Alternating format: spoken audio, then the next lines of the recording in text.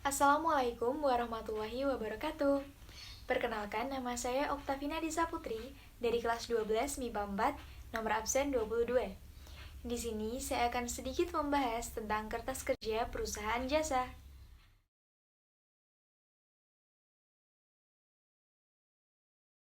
Nah, langsung aja kita mulai. Jadi, kertas kerja itu biasa disebut dengan neraca lajur. Nah, pengertian dari neraca lajur itu sendiri merupakan kertas kerja yang terdiri dari banyak kolom yang biasanya digunakan untuk menentukan saldo tiap akun, mencantumkan jurnal yang dilakukan, dan menyiapkan beberapa informasi yang dibutuhkan untuk menyusun laporan keuangan. Jadi dapat disimpulkan bahwa kertas kerja yang kita gunakan itu tuh membantu kita dalam menyusun laporan keuangan. Bentuk-bentuk neraca lajur itu ada 4. Yang pertama yaitu neraca lajur 8 kolom, yang kedua yaitu neraca lajur 10 kolom, yang ketiga yaitu neraca lajur 12 kolom, dan yang terakhir yaitu neraca lajur 14 kolom. Nah teman-teman, dalam menyusun kertas kerja itu ada 2 sumber yang dibutuhkan. Yang pertama yaitu neraca saldo dan yang kedua adalah jurnal penyesuaian. Biar kita lebih paham, gimana sih caranya menyusun kertas kerja itu? Langsung aja kita ke contoh soalnya.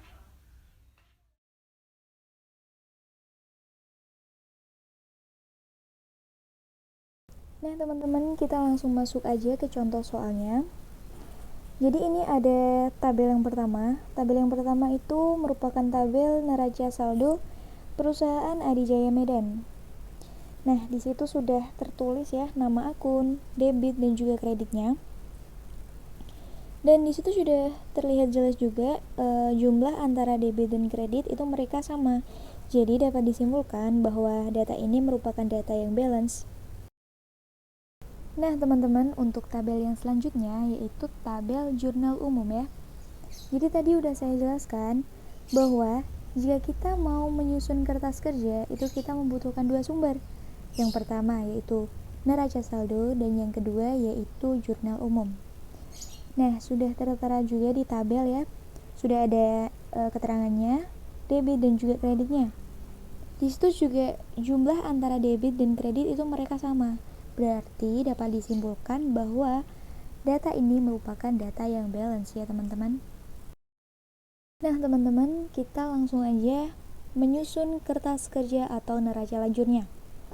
Jadi untuk langkah yang pertama itu kita harus memindahkan neraca saldo ke neraca lajur atau kertas kerja pada kolom neraca saldo itu ya teman-teman. Nah, lanjut untuk langkah yang kedua yaitu kita memindahkan jurnal penyesuaian ke kolom penyesuaian pada neraca lajur. Nah, untuk catatan ya teman-teman, apabila ada nama akun di jurnal penyesuaian tapi belum ada di neraca saldo, nama akun ditambahkan dan ditulis di bawahnya. Nah, sebagai contoh itu kan ada beban perlengkapan kantor, di mana tadi kan beban perlengkapan kantor belum ada di kolom neraca saldo kan. Nah, jadi kita tambahkan di kolom bawahnya ya teman-teman. Nah, untuk langkah selanjutnya kita mengisi kolom neraca saldo disesuaikan ya teman-teman. Jadi, untuk mengisi kolom ini kita harus menjumlahkan saldo-saldo yang ada di neraca saldo dan di jurnal penyesuaian. Nah, untuk yang pertama itu ada nama akun kas. Di situ tertulis neraca saldo berada di debit sebesar 135.500.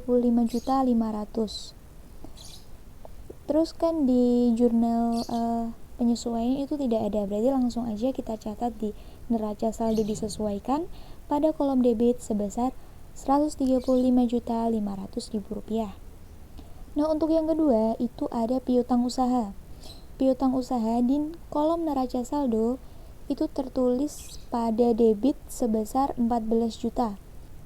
Nah, di jurnal penyesuaian itu juga berada di kolom debit sebesar 1 juta.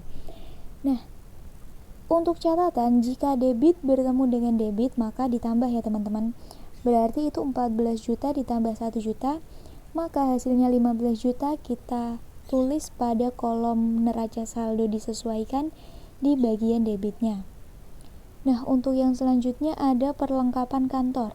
Perlengkapan kantor berada di neraca saldo bagian debit sebesar Rp1.200.000.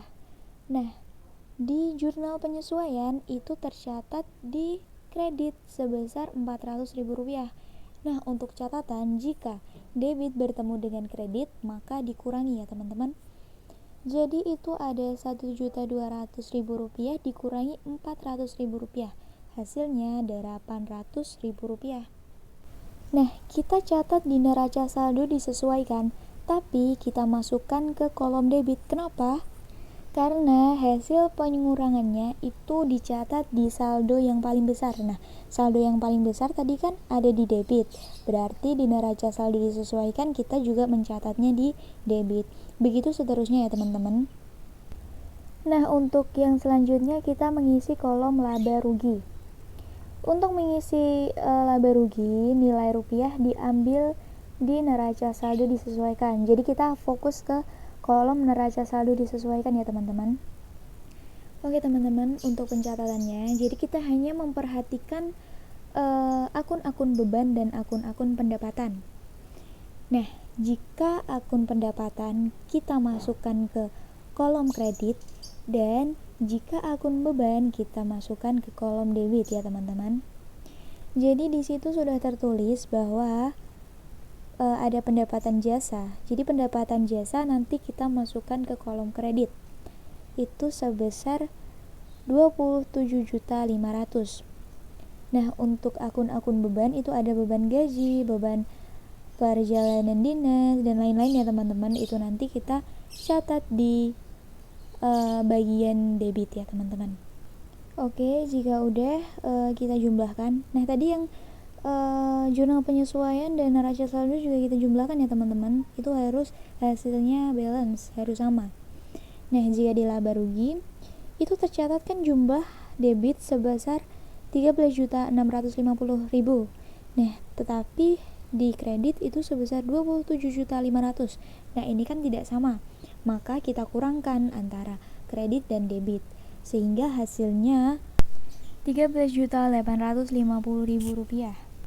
Jika debit kurang dari kredit, maka itu nanti disebut dengan laba. Tetapi jika debit lebih dari kredit, maka kita sebut dengan rugi. Nah, untuk pencatatannya kenapa sih kok hasilnya kita tulis di debit? Karena saldo itu harus ditulis di nilai rupiah yang paling kecil. Nah, itu kan sudah terlihat jelas bahwa nilai rupiah yang paling kecil antara debit dan kredit itu berada di debit ya, sebesar Rp13.650.000. Sehingga saldonya kita catat di bagian debit. Nah, kemudian baru dijumlahkan sehingga dapat dilihat bahwa jumlah dari debit dan kredit itu mereka sama ya teman-teman. Nah, untuk yang selanjutnya kita mengisi kolom neraca. Nah, untuk mengisi kolom neraca ini kita ambil dari neraca saldo disesuaikan ya teman-teman. Untuk pencatatan di kolom debit itu kita nanti membutuhkan akun-akun harta. Nah, apa aja sih akun-akun harta?